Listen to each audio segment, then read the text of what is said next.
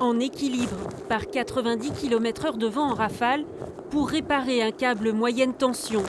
Les techniciens enchaînent les interventions après une semaine déjà bien chargée dans le Finistère. Le week-end dernier, nous avions une première tempête, on en a eu une seconde jeudi et nous recommençons samedi et dimanche. Une troisième tempête en une semaine, ça fait beaucoup et vraiment nous mobilisons le maximum de personnel. Les arbres ne résistent pas à ces tempêtes en série qui fragilisent leur enracinement.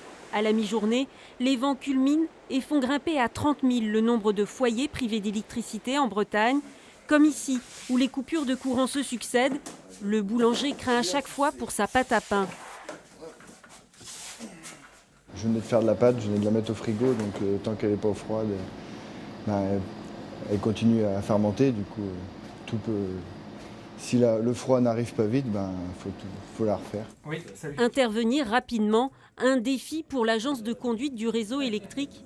Sur les écrans de ce centre névralgique d'Enedis, situé aux environs de Rennes, apparaissent toutes les ruptures du réseau en Bretagne. Au départ, le tronçon 20 000 volts en fait concerne jusqu'à 1000 clients certains. Et quand un arbre tombe sur la ligne, il va faire déclencher une protection comme dans une installation de maison, sauf que là c'est 1000 clients.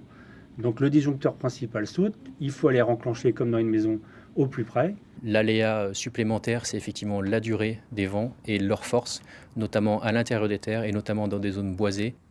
Face à l'ampleur de la tâche, environ 700 chantiers de réparation, des renforts de Poitou-Charentes et de Picardie viennent prêter main forte.